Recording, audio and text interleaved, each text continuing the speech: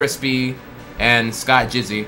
More to be revealed later on here. There's more people I'm talking to right now. These are all people who were very open to the idea and gave me a lot of really good feedback. If you think the idea is bad now, again, if you hate it, all good, not a big deal. But if you hate it, I promise you it was way worse before. They really helped me focus in on what it was in. So very, very excited to have them on. Dude, it's fucking awesome. So part 6. Why do this now? Why now? I don't get it. What's so urgent about Speedrun Breakdown right now, right? Inaction is the biggest factor in why speedrunning is the way it is now. If nothing is attempted, damage from record growth from AGDQ 16 could lead to something more debatable, disruptive than the Wobblers. And again here, no hate. I'm just stating the facts here. Universally, I'm sure Wobblers are very aware that they're all like massively disliked by most of speedrunning. Just based on look at the fact of the paid tutoring. I mean, oh my god, like not even calling shots. Those are not even shots. Those are all things you all know. Nothing new right there.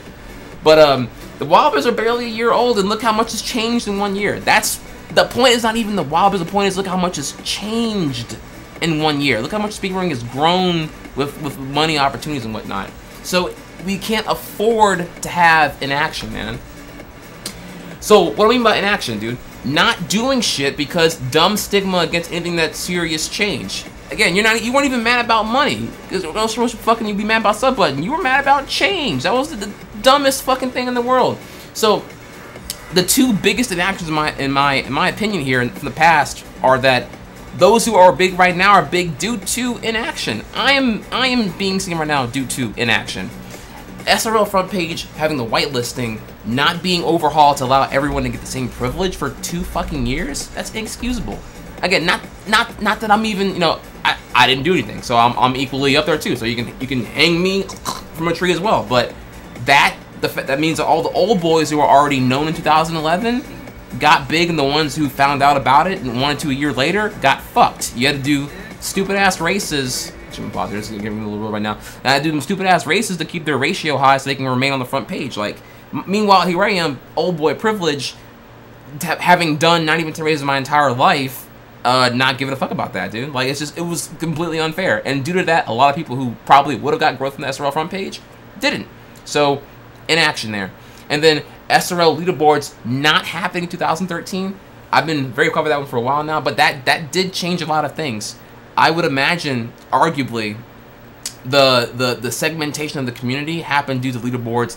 There was no centralized thing that ever occurred, and ultimately you had, you know, Hawaii Kauai, the Collective, the Wobblers, teams and cliques formed. Not saying that teams are bad, but definitely cliques formed, and there was less of, you know, speedrunners versus the world and more groups of speedrunners just slowly adopting more and more of the Twitch stream meta, which is not evil. Let me not say it is evil, but clearly you can see this grassroots stigma here where it's all frowned upon pretty hardcore.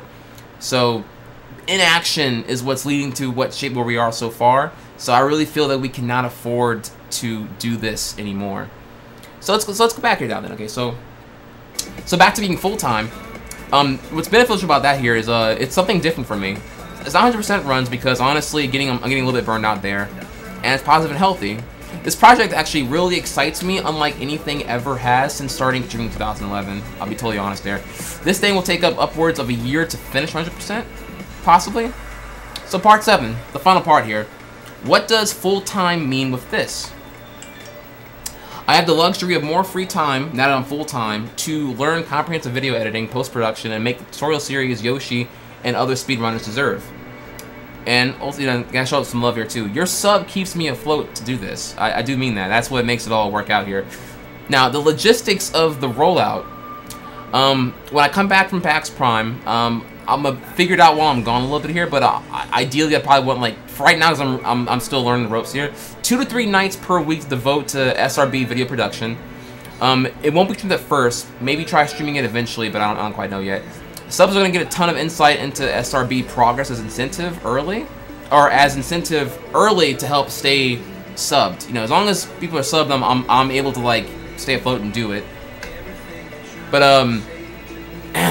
Speedrun Breakdown The intro video, Yoshi's out 100%, 1-1 rolls out around October 14th, right before Woolly World launch. So I'm revealing it now, but it's just gonna be popping off right before Woolly World drops out, okay?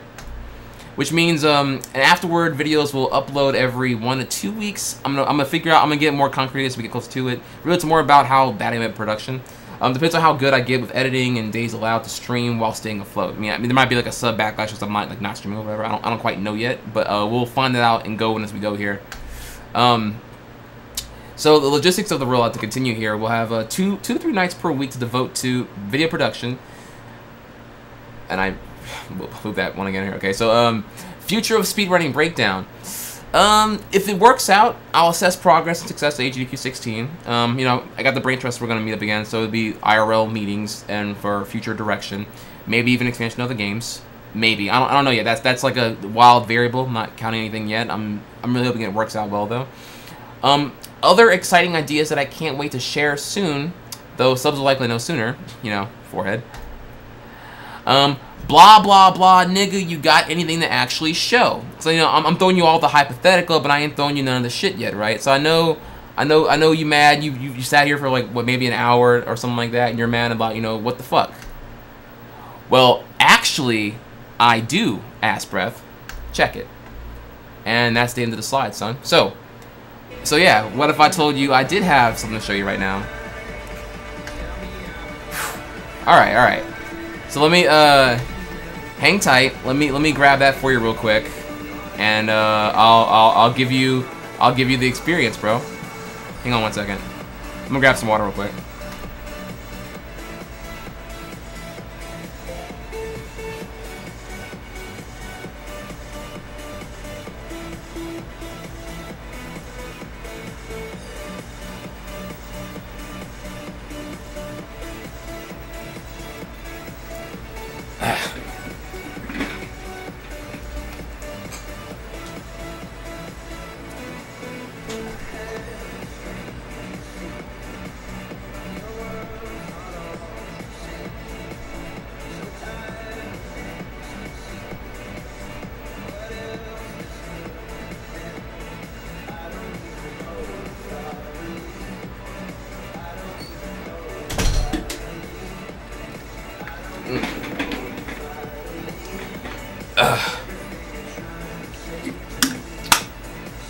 All right.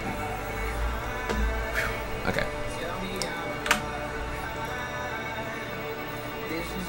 All right. So, what I have for you here, I have a rough cut of what Speedrun Breakdown will mostly look like.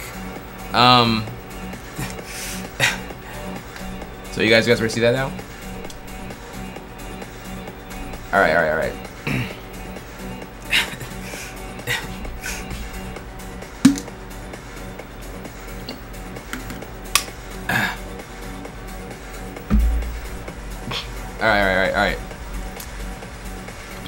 Alright, so let's go in, son. Let's go in. Alright. So what I have for you here, don't mind you, this is a rough cut, okay? This is something I whipped up with maybe in about like 4 hours, because I'm still my first time really video editing, so it's pretty ghetto, it's pretty rough, but I will narrate and explain to you as we go here a rough idea of what 1-1 could look like, alright? Alright. So let's go in. So now, mind you, let's go over what I didn't do here. What I didn't do here, you will see tech icons, but I did not do the real-time tech icon queue that would move in real time. That requires like way more editing than I was comfortable doing just right now. It's just gonna show up in label, and I'm gonna explain and give you the quick during live improv commentary here as we go. But you'll see, you'll follow up here. All right, so. What I'm doing right now is I'm just gonna get this, really good 1-1 real quick. So I paused the video right here to go over an alternative route. You can, as you already know, right here you can do a perfect flutter off of this flower guy right here after I eat this shy guy, or you can do the easier strat, which is more beginner friendly. So I wanted to show both because you're gonna be able to do one and then the other. So I paused the video there to give you that. So first, the alternative strat here, which is using the enemy boost off that yellow shy guy to get to the top here. And then I briefly explained that you can do perfect flutter here. So the camera minute first make the camera trigger the shy guy coming off screen first. Perfect flutter, which is a 3-frame window. So what's perfect fluttering, right? So cue away here. This is when you see picture-in-picture mode. Show off that you cannot get over this ledge intently. You can't use perfect flutter to get over that. You can't use flutter to get over it at all. You can push a rock to jump to the ledge as you're intended to do. But you have a 3-frame window to gain 1 pixel of height from fluttering with a visual cue based off of the Yoshi's eyes. So I explained that there. And then I cue back to doing this. Right, so then we continue there. And at this point, there are largely 2 ways to do this this ladder skip when you're falling down here. Now here, I did a little optimized, and you can see there how close I'm cutting it. That's if you want to go full balls YOLO. But you can, I do something a little more real-time friendly. I drop down and face away when I hit the piranha, right? So as you fall down, I'm going to pause right here and show you that I'm eating the shy guy as far as possible. And then I shoot before I jump off of the platform right here. And then I'm turning and facing away from the piranha to ensure you're not get eaten by him as I come down. And then we continue. Drop in. Right, so then you do it one more time in real time. And we're out of here. Keep going. So now we're in the cave section. And there's a lot of shit going on right here. But first thing you're gonna do is this really insane visual cue shot. You have to make sure that you do not hit the real-time moving red tulip that will cock block your shot so fucking hard. Audio cue. There's 3 red coins here, but you can listen to only the. You can see.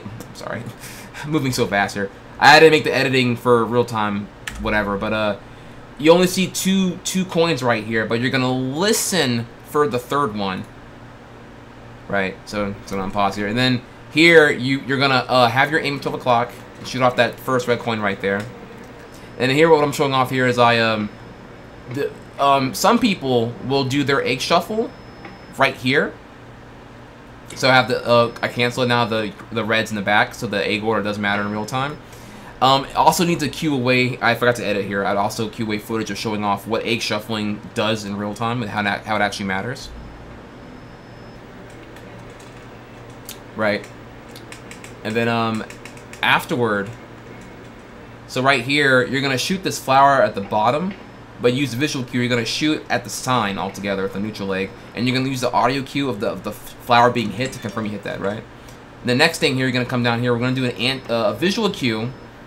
It's an anti-lag strat, actually. It's really important to hit the, to not have this egg here hit any of the piranhas. If they do, it will form either a coin if it's a yellow egg, or 2 stars if it's a red egg.